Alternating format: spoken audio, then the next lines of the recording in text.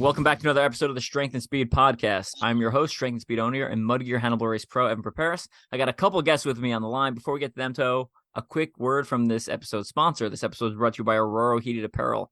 We're going to be talking about Toughest Mudder Relay today, and Aurora Heated Apparel was keeping me warm in between laps. It's a great product, especially for those of you who have pit crew that's coming at Toughest Mudder or World's Toughest Mudder. It's a great product that you can wear pre or post race. It's electronically heated. I would not wear it during the race, right? It's not waterproof, but you can pass it off to your pit crew and keep them warm in between laps or pre and post race, etc. And then I've got a bunch of discount codes that I'm going to drop in the show notes, including a 20% off Tough Mudder code, Aurora, I think it's 10 or 15% off, and a Mud Gear code. They'll all be in the show notes. You can go down there, check that stuff out, and the Yoked code as well.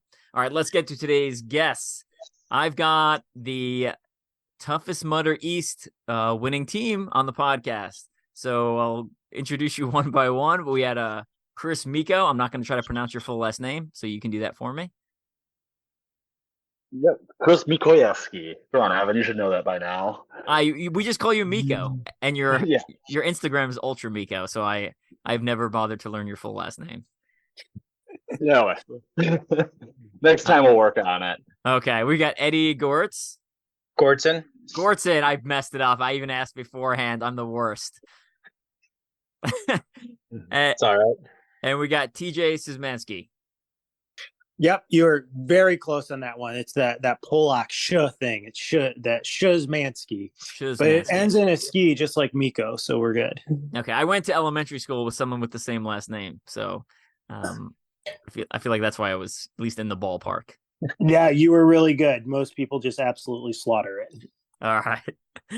So before we kind of jump into Toughest Mudder, we're going to jump into a little bit about each of your training backgrounds. So we'll start off with Chris, who's always, I feel like every time we run a Toughest Mudder or an Infinity, me and you are running together for usually multiple laps, even though we are not part of the same team. So Chris, tell us a little about your training background real quick. Yeah. So I think we talked about this when I'm going to say Philly, right? About how long we've been doing Tough Mudders. And I think my first one was in 2011. Yeah. Yeah, I think we went back that far while we were, running together for 2 laps of that job, a fun race. So I started doing Tough Mudders back then, kind of just having fun with it while I was in school.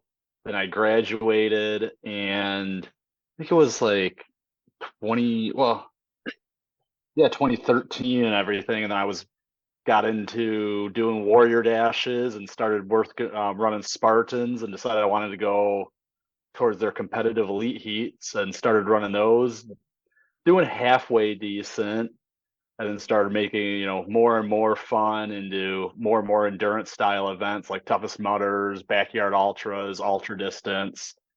So I went from one marathon right into World's Toughest Mudder and had some fun there. I think, and this is going to be my 6th World's Toughest coming up.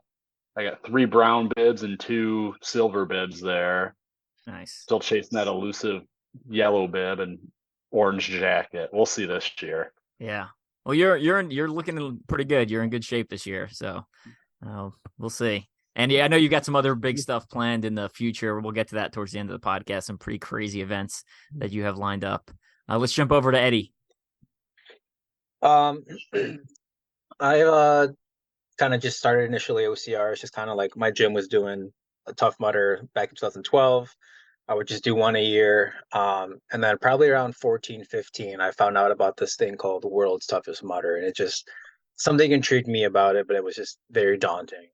And then when Toughest came out in 2017, I was like, all right, I'll do Toughest, see how I do. I did it. I loved it. And then I did my first Worlds, got hypothermia. I had to pull out super early, only got 40 miles. And then ever since then, I've just kind of been riding this endurance train. And I mean, I'm sure we'll talk about this later, especially with TJ, but I've been injured. And this is like my first year where I haven't had any injuries. Like I actually went through PT, and training's been really well. And just enjoying, pushing myself this year and just kind of hitting some new goals and new PRs every race I go to. Nice. TJ, jump it over to you. Some of your training background.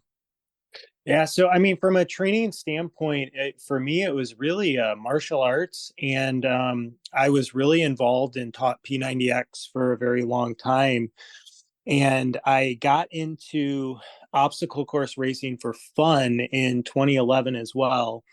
And I wasn't a runner. I didn't get into running at all.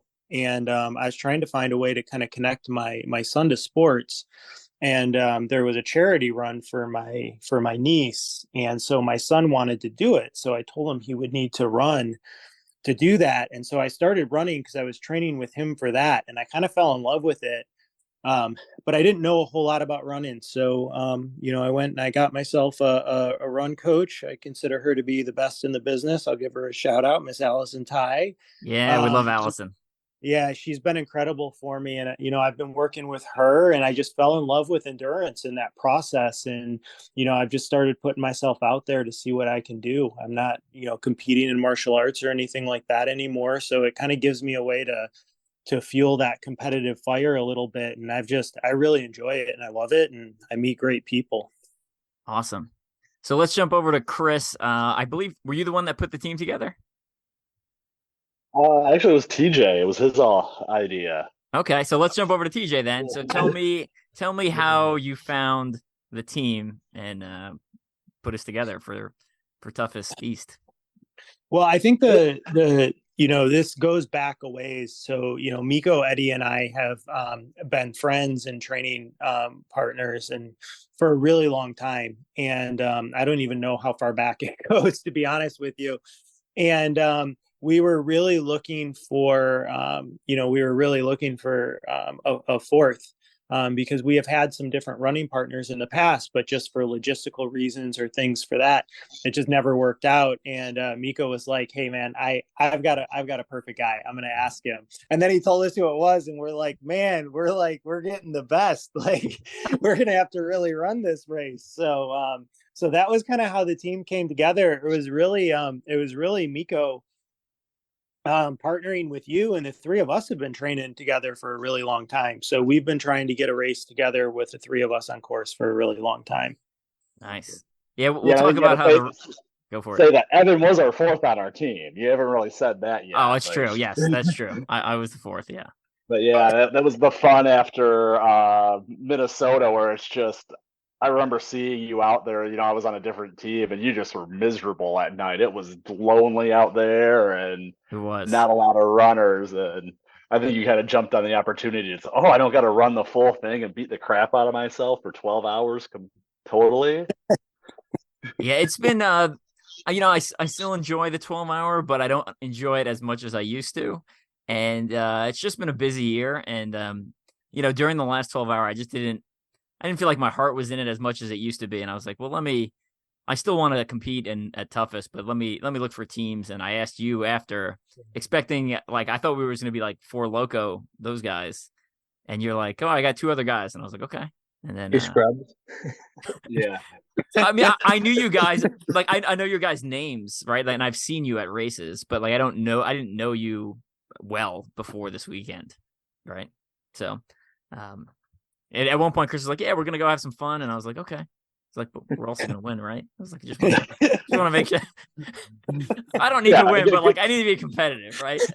Yeah, exactly. It is a competitive team, right? Like, right. You're gonna show up, might as well do it somewhat right. We'll talk about how the race played out in a minute, but Eddie, as someone who's been around for a while, like, what'd you think of this toughest course compared to the other toughest that you've done? This was definitely one of the tougher courses that I've been to in a while, but it was also like very fun course. It was, I mean, everything you'd want, like just the super muddy, just sloppy clay, but like there's like undertones of rock, so you think you have good fit footing and you're slipping and sliding. I mean, I don't know how much elevation there was per lap, but it felt, a couple hundred every lap. That just felt like it was kind of taxing you every time. And it was a good course. I mean, I think if I was out there alone, it'd be a little bit more like it was beating me up a bit, but being out there with a team, it was a perfect course, I think, in my eyes. Nice. Chris, any opinions on the 10K format versus the previous 5-mile formats that we've had at other toughest and that we have at Worlds? I hate it. I think I think it's a stupid idea because there's not it's been less participation, right? I think for Infinity in Chicago, they said it was like 380, and I think for Toughest last week it was like 350, Yeah. right? So it's an I extra counted, yeah. mile and a quarter with the same amount of obstacles and less people. So it's less community based, less like teamwork. Like I said, you just kind of get out there and you're alone most of the time.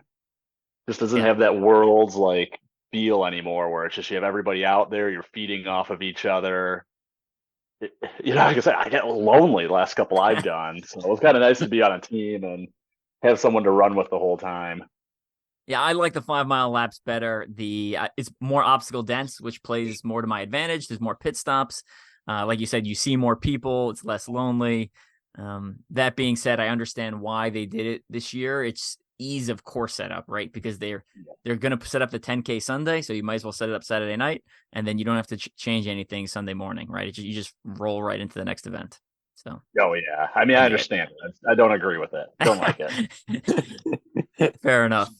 Fair enough. So, let me, TJ, tell us about what was our plan going into the event, team plan. Well, what I loved about our team is, we had 4 people that were, I would say really gritty, that had a lot of experience. So, we were willing to go in there for that first 3 or 4 laps and then see where the race was taking us and, flex a plan on the fly, so to speak. We knew that you and Miko were going to be anchoring, as you two are by far the fastest. And you guys killed it. And so when that turnaround came, and we were in second place, I was a little surprised, to be transparent with you, when I saw it. But I knew we had to have some guys pushing out there. So, when we flexed our plan to okay, just, stay out of the red, stay as high as we can and push that other team into making a mistake. We were talking about that early on, and, I don't want to give away everything for the podcast later as we kind of talk about the race, but I really think that, our plan of going out there, getting the first 4 laps down and then assessing, I really think it was the perfect thing to do. And it positioned us later in the race to make the right decisions. Yeah, I agree. Eddie, tell us about how the race ultimately ended up playing out, kind of where we sat through most of the race and, changes that happened towards the end. Yeah, so like TJ was saying, we were pretty much in second the whole time, and I'd finish a lap and I'd go look right at the leaderboard, and we'd be 20 minutes behind, and then you and Miko would go out and make up a bit of a deficit, and we'd be down another 5 minutes behind, and then just me and TJ being slower, and it was just this constant back and forth of being anywhere between 20 and 5 minutes behind the entire race. And we kind of accepted, if you will, that all right, second place it is. I think on our last lap we had initially a 20-minute deficit, and we made it down to 9 by the time all 4 of us went out. Yeah. And if anyone's not familiar, you have to run the first and last lap, all 4 of you on the course. The intermediate, the laps in between, you only have to put 2 people on the course. Which also plays a strategy, right? Like if you think you can get in 2 more laps and you can only get in 1, and you don't complete that last lap with 4 people, essentially you get DQ'd. So, you generally want to play it safe or be able to run that last lap with a little bit of a buffer. So sorry, go ahead. Oh, you're good. Yeah. And so you and Miko went out and made it 20 minutes down to 9. And then by the time we went out, all right. And we went out, we were moving at a good clip. And I thought for sure that if we were going to catch the team, we would see someone running and kind of almost look scared because we were on their heels. And I felt like we never saw that. So all right, they're just out of our sights. Yeah. We crossed the finish line. And I remember Miko's dad come up to us. He's like, you guys did it. Like, what do you mean we did it? He's like, you guys are first. You guys did. I'm like, I don't believe you. Like, I'm sorry, Phil, I don't believe you. I went straight to Chris Melby, and I was like, did we just win? He's kind of he's passing out awards. He's like, what are you talking about? Looks at the thing. He's like, oh, yeah, you guys did. I was like, oh, that was totally unexpected. I think we were all just super surprised. My first podium. So it was just a really cool experience, especially to share that with friends that I've been training with for the past couple of years. It's just even more special. Yeah. And I would throw in there too, we even did that taking the time to have a marshmallow roast on the last lap because one of us, I won't say who it was, could not hit well swung on the last lap. So the penalty for well swung, which is like the mini king of swingers, if you're not familiar, was if you don't hit it, you have to roast a marshmallow to golden brown, and you can't burn it. If you burn it, then you have to redo it. So we had someone fail, and then we roasted the marshmallow. So the funny part was we roasted the marshmallow, which was like, and I ate it, which was like the best thing I've eaten all night. But my body's used to moving the whole time. So when we stopped, my body was like, oh, cool, we're done. And you're eating food. The race is obviously over. And that was the most pain I was in the whole night. Like that first quarter mile back into running after that, just because my body was like, no, we're done. You ate, you stopped running, it's over. And yeah, I mean, we're sitting crouched around a fire roasting. My legs were like, all right, cool. Like, yeah, we're done. And we get up and I think we locked eyes and I was like, oh gosh, my legs are not feeling good right now. They are super heavy. Yeah. Well, I remember like the first time when we first saw that, like that penalty, right? But like it was supposed to rain. It was like, man, are those guys going to be able to keep a fire lit, through that whole event for marshmallows? I think, Evan, was it our second or fourth lap where it's like we came around that corner and there had to be like an 8-foot flame. And I remember coming into checking in at race center after that lap and talking to the race people. It's just like, there's a party going on out there. And they're like, yeah, they couldn't get the fire lit. So they went out there with a gas can. Yeah.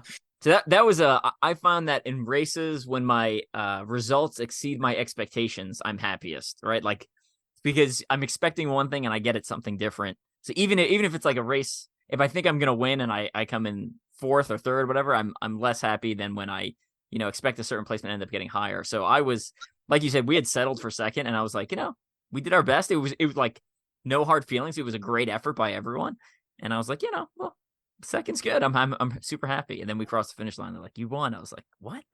Get out of here. Yeah. So I think that speaks to the grit of the team, though, because we had locked in second. Third wasn't catching us. They were a complete lap behind, and we could have basically walked it in, and everyone still pushed that last lap, and that's what got us there. And I think that really speaks to just the team in general and you guys. Like, that's why I love running with you guys so much, because you guys make me better.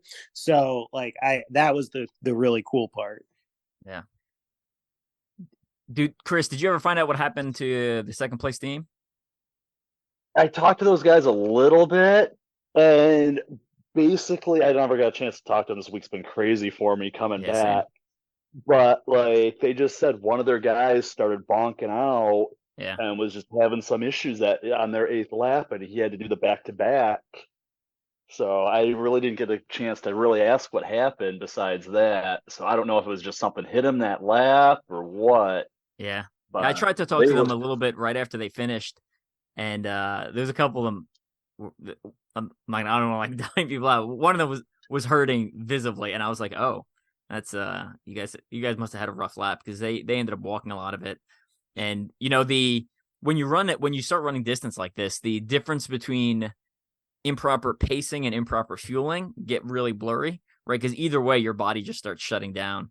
So It might have been pacing, it might have been fueling, might have been not eating enough, or you just never know. But they ended up walking a lot, and we had no idea, like you said, when we passed them. So it was just we saved a bunch of our bypass bracelets for that last lap, and we scooted past some obstacles, I think, and then moved into first. It's pretty good.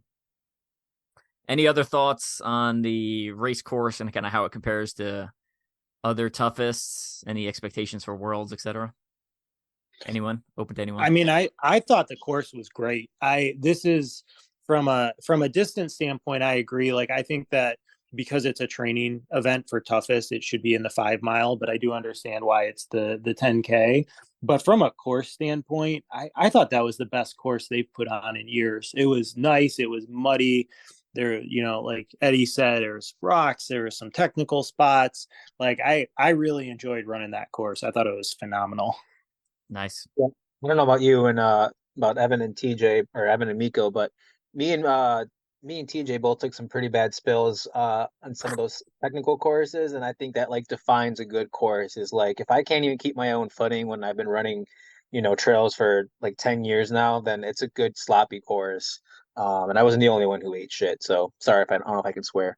Yeah, I think I said to you, Evan, when we were out there, one of our first laps, like you kind of said, "Oh, this is like a trail running event," and that's just me and my element. That was, I took a spill late in lap 8 after I changed, to a little less aggressive shoes, because we got warm and dry for a lap before we headed out for our last double, and right there took that nice spill. But it was like, if I could go run that course as any like 50 or 100 miler just without, just that terrain, that would be perfect. Yeah. It was nice. I liked it. Obstacles were good. I thought I liked the obstacles better at Toughest Central because there was a little more grip obstacles, but that's my bias. I like more grip obstacles and mud and stuff obstacles, but overall, yeah, it's good. Tough Mudder standard. I thought it met the Tough Mudder standard, and it's good to see some familiar faces back. Chris Mendoza was there, which is cool. I hadn't seen him since I think Worlds. It's been, and even then, it's been. I see him like once a year. I feel like, or once every other year. So that was nice to see some friendly faces back on the toughest arena there. Yeah, and there was a lot of good people there, and like I think at one point, even when they were doing awards, they're like, "Yeah, to get even on the podium, you had to have a 90K day." Even for age group stuff, so it was kind of wild just to see how well everybody did on that course in those conditions. Yeah, so 2 of the strength and speed guys came in 4th and 5th. Ryan Ardigo and Jeff Lippert were 4th and 5th, both with 90K. So I was happy to see them do well. Podium spot would have been better, but is what it is. They did well. Yeah, and you can't complain when you're putting up 90K on that course. Correct. Yeah, I was pretty surprised that many people got 90K just because of the amount of mud. It's just hard to grip. Yep. And that super long river crossing that we are waiting, whatever you want to call that. I mean, that's just a time suck. I mean, it wasn't hard, but it was probably, I don't know, 50 to 75 yards of just waist deep water where you can't move, just firing your hip flexors. Right. Yeah. All right, let's talk. Any what are you guys doing for World's Toughest? Are you running team or are you going individual? I'm running team. I'm tired of suffering alone. This would be my 6th year doing Worlds. I've gotten a brown bib 3 times now, and I've been training well, but I'm also back in school, so I haven't really been giving it the full focus I'd like.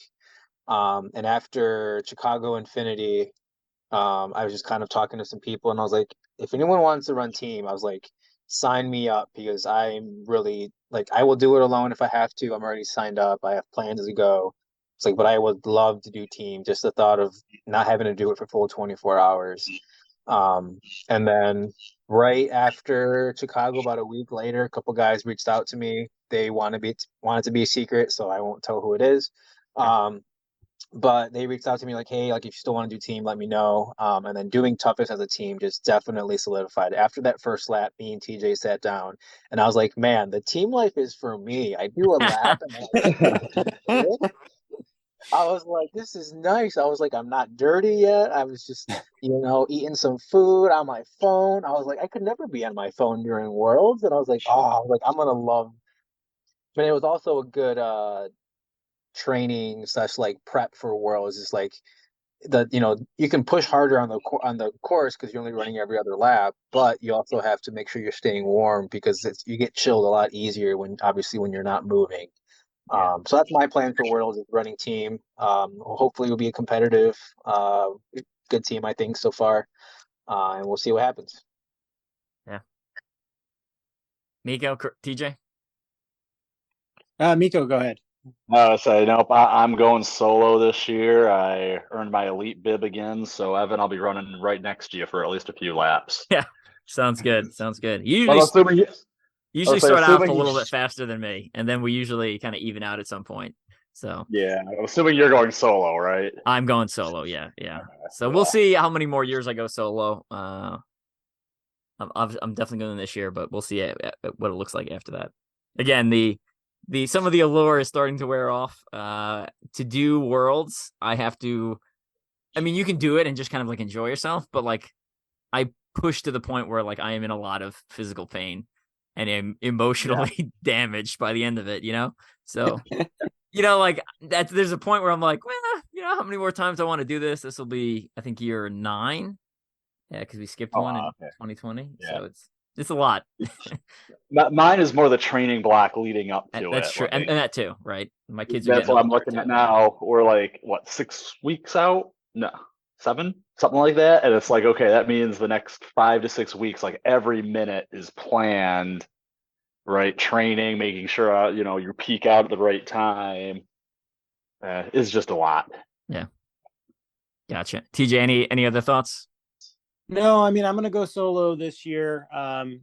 Just because I got some stuff going on in my personal life, so if I needed to back out last minute, I didn't want to mess anybody up from the team. But I really think in 2 years I'm looking at team. This is the second time Miko and I have had an opportunity to do team together. And I think it just solidified this last event. I'm kind of like Eddie, team is the life for me. I love running with great people. And, it's not that you get, 2 or 3 hours of like off your feet, but it kind of is like it makes it even a little bit more enjoyable, that little bit of break. And then you're also spending the entire night with like really good people. So I think team's going to be my future, but for this year, it'll be solo. Yeah. And all you guys, I mean, your OCR resumes and your history in the sport goes back pretty deep. Like, there's not that many people. I feel like the number of people who have changed out at this point is very high, right? Like, I feel like the lifespan of most OCR athletes is like 4 years, like 1 to get in, 2 to go all in, 3 to get excessive, and then 4th year is their burnout year, and then they disappear. So the fact that you guys are still standing is a testament to your grit, like we were talking about earlier. So, Miko, any thoughts on Infinity? I know you did it at least one Infinity this year. Yeah, well, I did 2. I did the one in Philly with you, and then which side note, you're one of the few people I'm like 100% positive that beat me, but the results are a disaster. I've talked about them on the podcast before. Yeah. Yeah, I think like we've sat there trying to figure out like from Strava. Brent did it. He like went through Strava data, talked to like people, and like I think he figured out I was 3rd or 4th. He had beat me right at the end, and we was trying to figure it out. And yeah, it's a mess. Yeah. But yeah, that and Chicago, and it was like worlds of difference between those 2 courses. I mean, like, do you like do you like the daytime running with the heat? I don't do well in the heat, but the way Chicago always works is it's hot, but there's enough water to keep you cool. But like I was saying, the courses were night and day between Philly and Chicago. Philly was like just hills, and it wasn't like super runnable. I know a lot of us went out trying to get that 70K and failed just shy of it. And then I didn't have the best day at Chicago.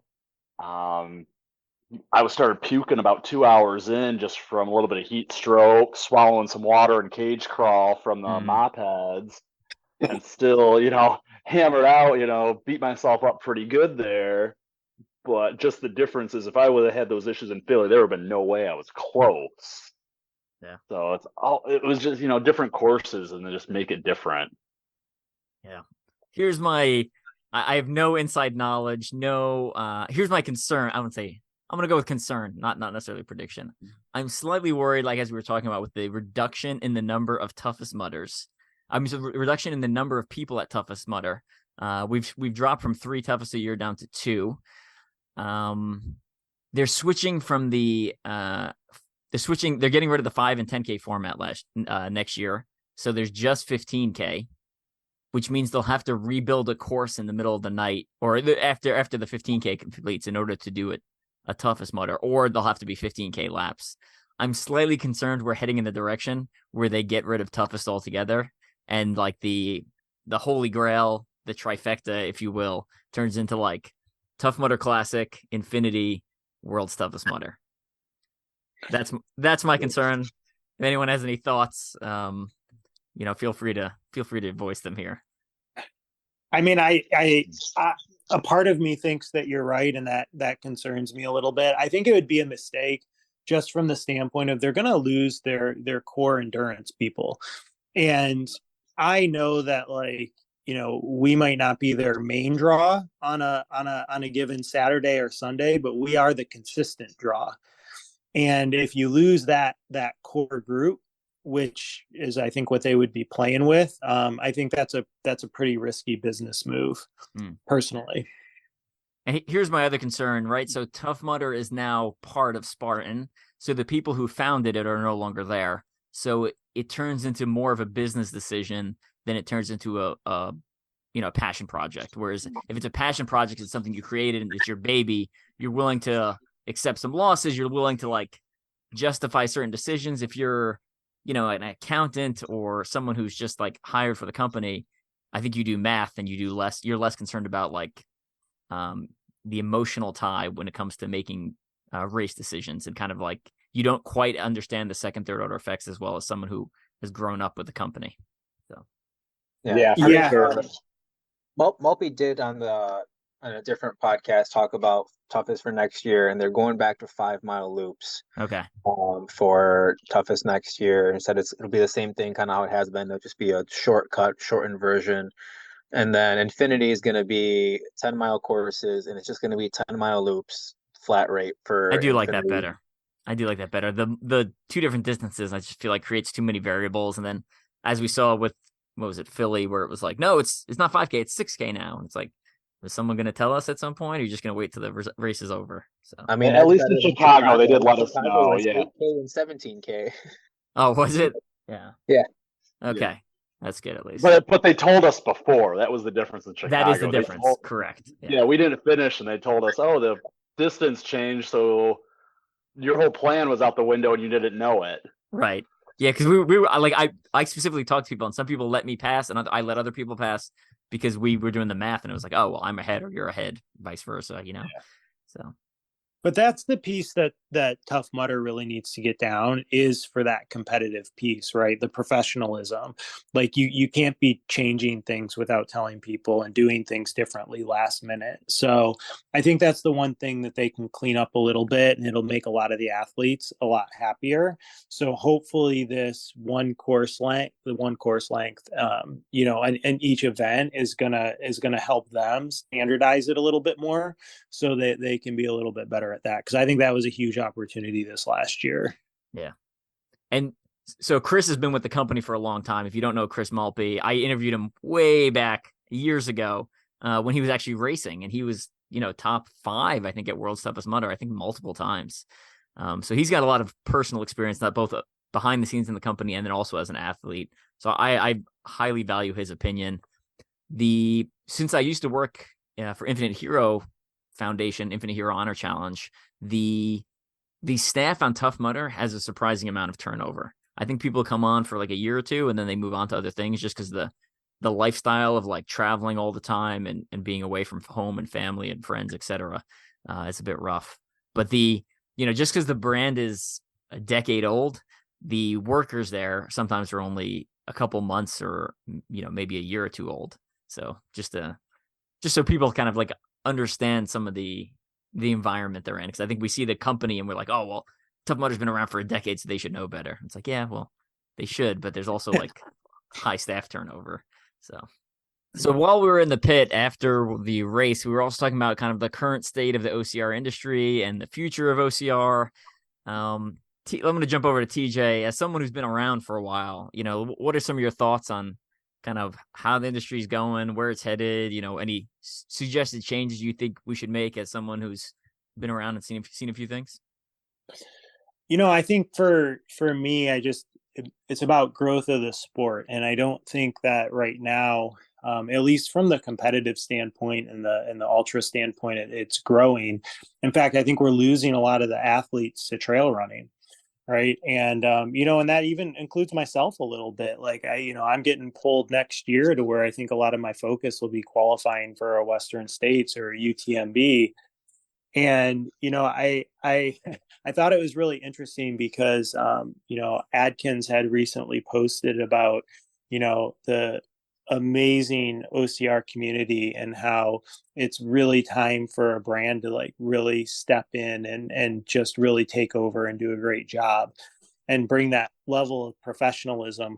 Is I'll ad lib a little bit and say it feels like, you know, that's where he's going with that, right? Is bring that level of professionalism to the sport, you know, for the athletes. And so I think from my standpoint, you know, I think, you know, Tough Mudder's been kind of relaunching themselves, rebranding themselves.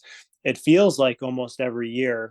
And although I like the direction that they're going in now, like if I were going to pick one, I feel like, you know, the going tougher, going back to at least a 10-mile lap and stuff are things that I like. You know, I still think that there's a lot from just the I would say the ultra stage, or even if you want to get into like the marathon range, right, where there's just a huge gap right now. I don't think it's something Spartan does particularly well, just because it's kind of old hat, right? Like if you've run a Spartan Ultra now, it kind of feels like you've run most of them. Although I did hear Killington this last week was supposed to be incredible, so sounds like they did a really great job with that. But it feels like there's a big hole in the industry right now, and it's starting to be brought up by, I'd say, some of the elites, right? And we've lost a lot of them over the way. You know, Rhea's out doing sky running now, and you know, and that you can name a whole bunch of people like that. So I think it's an interesting time in the industry, but I really think it's time another brand kind of comes in and steps up and kind of gives Spartan a run for their money, right? Because really Tough Mudder is Spartan. They're owned by the same people. So competition brings out the best in people. And I think a competitor to Spartan would be a great thing for the sport and the athletes. Mm. Yeah, easier said than done, but don't disagree there. I don't disagree. A lot of the athletes have left, and I think that a lot of that has to do with prize money. You know, the athletes are going to go. There's a certain pool of athletes that are going to follow the money, right? So as the money shifts around, you know, we saw a lot of it leave the ultra scene. It showed up in the ultra scene for Toughest Mudder and World's Toughest, and then it left, and now it's like it feels like it's in High Rocks, that the endurance functional fitness. So I feel like a lot of people have switched over to that, or just left completely, and that are good enough to do well in things like sky running and trail running. And you know, you've been a pro for a long time, Evan. Do you feel like the opportunity that is being missed right now is with sponsors in general, and just getting a little more publicity for the athletes so that they can bring in their own revenue, or do you think it's more prize related? Yeah, you know, it's a mix, right? So like the prize money's for an athlete, I'm gonna say, is like mentally the easy button. Like I show up, I do well, I win money. For me personally, I do make money from prize money. It's not a lot. The majority of money I get is from sponsors and or selling products related to OCR, so books, Blegmans, etc. Right? So that's how I've maintained a sustainable presence in the sport. And then in addition to writing articles, right, I occasionally get paid for those. Sometimes I get free stuff for writing articles. So my logic has always been like, do more than just race, and be, you know, because when I look at other industries or other celebrities type thing, like no longer are people like just good at acting or just good at singing or just good at one thing. They have to have like their fingers in like everything. So when I approached the sport of obstacle course racing, I stole lessons from other sports, and that's how I applied them. So I think it's a little bit of both.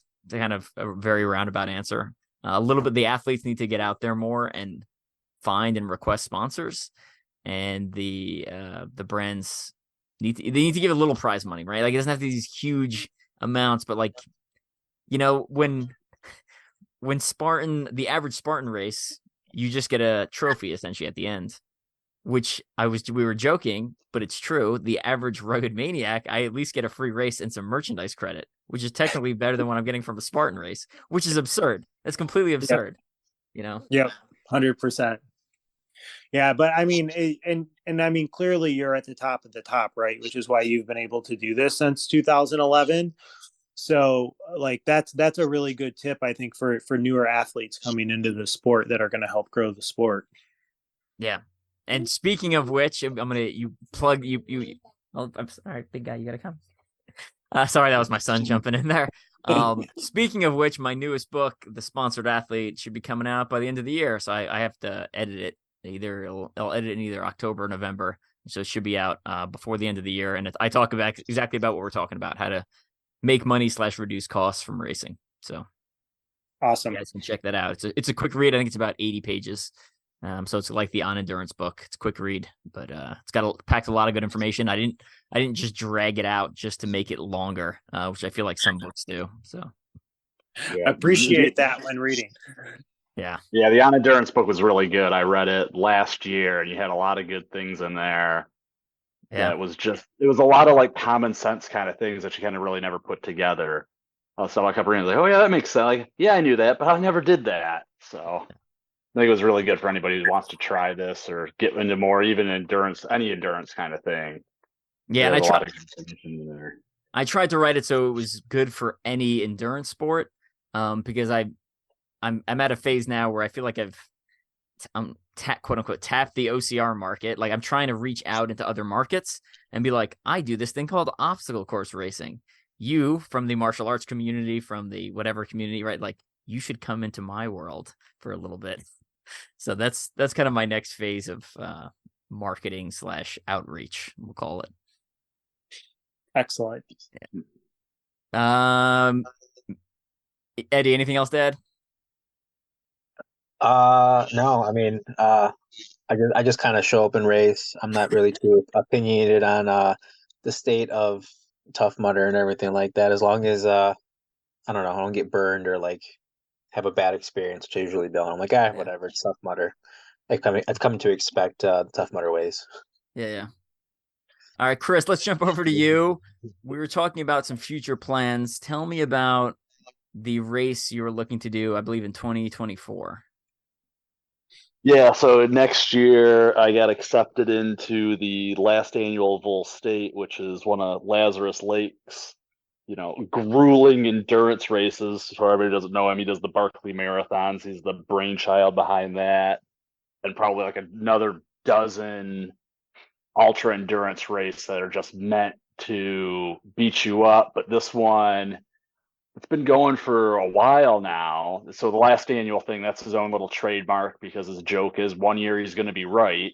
It's just his thing. So he's got a few races like this, but it's a 500K. So I think it actually works out to, it's a little bit longer. So like 340 miles across Tennessee from the Mississippi River east in the middle of July. And there is a course you have to follow, like you get a map with back roads you got to go run down, and you have like 9 or 10 days to do it. And you just kind of run as much as you want. You're allowed to stop and like go into restaurants if you want, sleep on the side of the road, get hotels, whatever you got to do to get yourself from the start to the finish without getting in a car, going on to like private property or anything. So that'll be pretty fun. Sounds very interesting, and at the same time also awful, but also fun, which is basically describes all ultras. And tell people about the shirt that you were wearing on the podium / the one you gave me.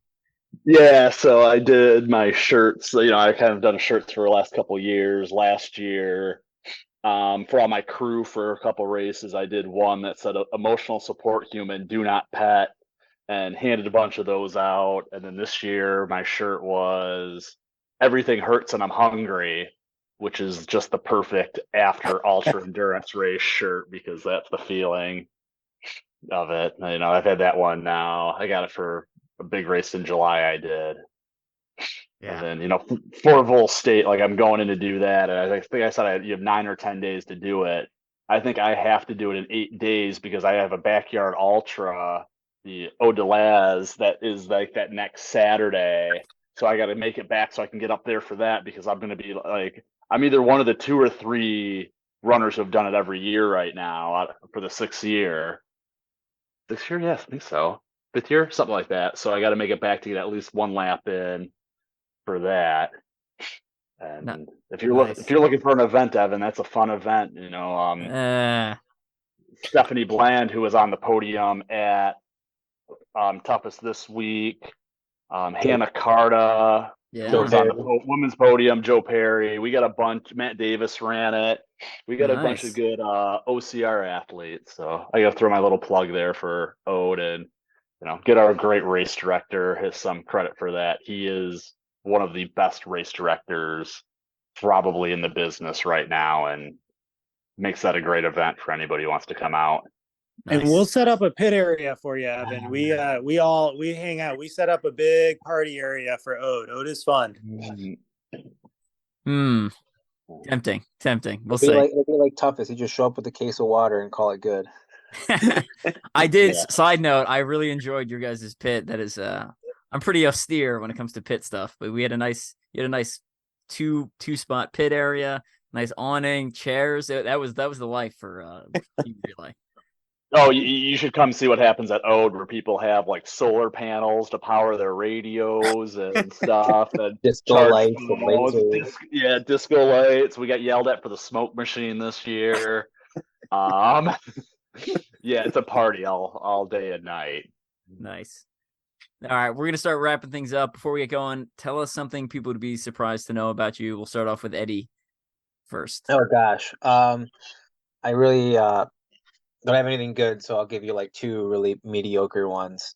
The first one is that English is technically my second language. I was born and raised only speaking Spanish, and then when I was like in first grade, I started speaking English. Started speaking English at home and totally forgot Spanish. If that makes any sense at all, I don't know, but it does.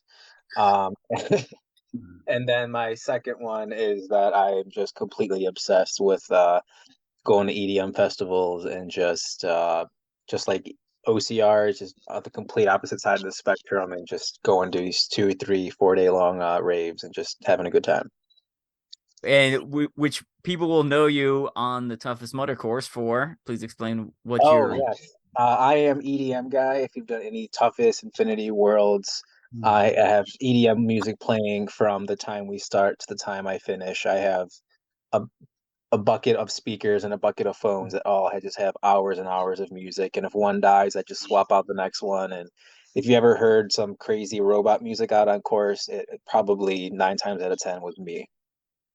That first lap, I felt like I was like hallucinating. It was freaking me out a little bit. I'll be honest. I got used to it, but like for like a mile, I was like, "What is happening right now?" Yeah, you either love it and you stay on pace with me, or you hate it and you find the courage to either speed up or slow down just to get away from me. Good stuff. I enjoyed it. Once I got used to it, but there was a point where I was like, I'm kind of freaked out right now. I'm used to silence and just like breathing and a little more zen. Like, all right, Yeah, TJ. I need it to keep me going. But go ahead, TJ. Yeah, TJ. Man, there's not a lot. I think that I mean I put myself out there so most people know, and I pretty much just work, train, spend time with my family, and eat. I feel like, but I do have 3 cats, so that usually really surprises people. But I have 3 cats, and they're my babies, so I'm a cat dad. Nice. I like cats too. I'm kind of a lazy pet person, so I like cats because they're low maintenance. Although I don't have any, I grew up with a couple. But mine are very high maintenance, but yes, they can be low maintenance. I hear, just not mine. Are they like fancy cats? Like, did you have to buy them? Are they expensive? Yeah, so I have 2 Scottish fold and 1 British short hair. The only reason I know what those are is because my daughter's obsessed, and so I will have to stop by at some point and let my daughter hang out with your cats. You're always welcome, and so is she. All right, Chris, over to you. Yep, I think we kind of talked about this on course too, but one of the things about me I'm kind of proud of is I actually have 4 engineering degrees.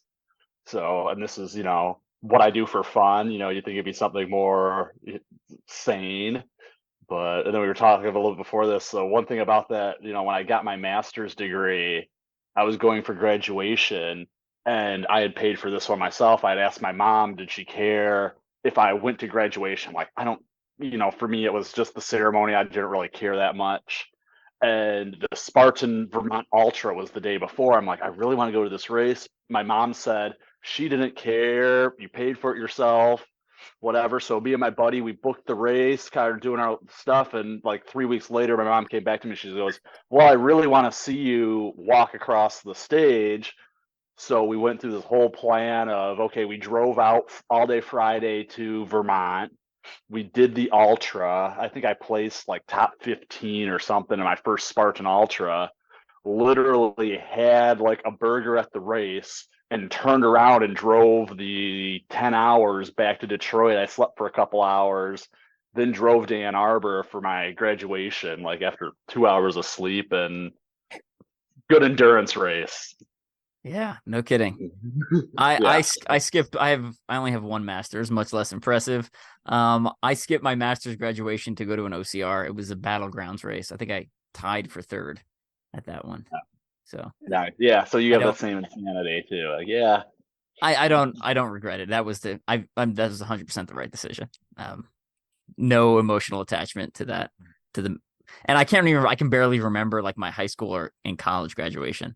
The only thing I remember from college graduation is Bill Cosby spoke, which in hindsight is less exciting now. Yeah, for sure. All right, we're going to get going. Final shout out you want to give friends, family, sponsors, etc. around the horn again. Eddie, starting with you. No, not really. No. I don't. All right. No fun sponsor, nothing crazy, nothing fun. Just going on a course and having a good time. Yeah. TJ, over to you. No, I mean, I just, I appreciate my family letting me go do all this crazy stuff and the time I spend away. And, I gotta give love to my coach, Miss Allison Ty. Although the fitness piece comes easy for me, I am not a natural runner, so I needed somebody really good. And she's been a great help to me over the years. So I've got to give her a shout out, but that's it. Miko.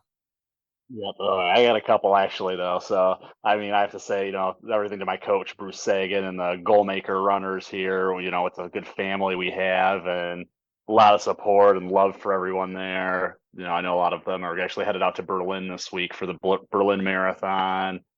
And then I got to plug Ode again, man. I mean, I can't talk about this race and how much we love that event and how much it is for people to come out, and how much OCR has crossed over to that event, and we keep going back and forth and bringing people in. So if anybody's interested in a great race, the Ode de Laz Backyard Ultra in Holly, Michigan, come out. It is a party.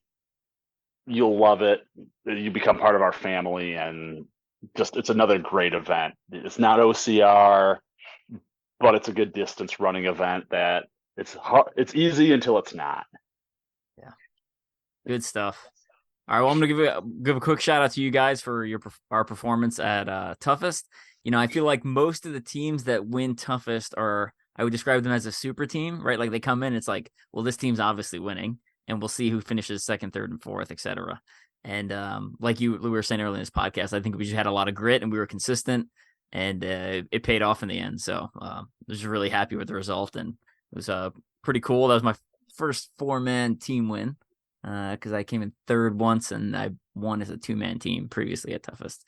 So good stuff there. Also want to give a quick shout out to Modus Ninjas. So we did a screening of my documentary, Ultra OCR Man, the 24-minute film available. You can find the link off my Instagram page or the Team Strength Speed website, which is, as of this recording, is currently down. Going through a website changeover, backside issues, but it should be back up hopefully by the time this airs. If anyone's looking for Bleg mitts, they're available on the teamstrengthspeed.com website, or if that's still down, head over to OCR Pro Team, which is the Mud Gear Hannibal Race Pro Team website. You can order the Bleg mitts off there: small, medium, large, extreme, and light. And what else? Yeah, I think that's it for now. Head over. Thanks for joining us for this fun event. It was a great time with you, and get you out of suffering alone. It did. I was feeling. It takes me a while to get warmed up, so the constant stop and start, I felt in some aspects it felt a little harder because that first mile or two I felt like tight, and then the last mile or two I'd start feeling good, and like I'd start like picking up the pace, and then we'd stop, and I'd be like, oh, so it was a different experience. There's a reason I kept moving and I wasn't in that pit too much. No, I just sat down. Yeah. and you napped a little bit. And I guess the other thing we got to do is a shout out to both of our dads, right? Yes, who were there of course. for us and taking care of us all four of us all night, right? My dad Phil and your dad Terry. I on the way out of town, I hit up anyone who's seen the 1978 Dawn of the Dead. I stopped by the Monroeville Mall, which is where they filmed Dawn of the Dead, the original, and they have like a Dawn of the Dead museum in the back of the store. So we went and checked that out on the way out. And then my dad's flight got canceled and he drove 8 hours back to New York. Oh, wow. So he had a rough trip home. I flew back, almost missed my plane as per usual for Toughest. And then got back at, I think, 1 a.m. that morning by the time I actually got back to my house, because about 2 hour drive from the airport. So, Jeez. rough. Yeah. Rough weekend. Took me all week to recover. And then I actually ran a Rugged Maniac this past weekend and did surprisingly well. So I appreciate you guys. I don't know, allowing me to take breaks in the relay format. So that worked out well. It was great. I had a great time with you guys. It's just a great group of guys. Like I truly enjoyed every minute with you guys. So we appreciate you. Yeah, thanks for joining us. It was the speed that we needed. The strength to our divas is what we needed. Yeah.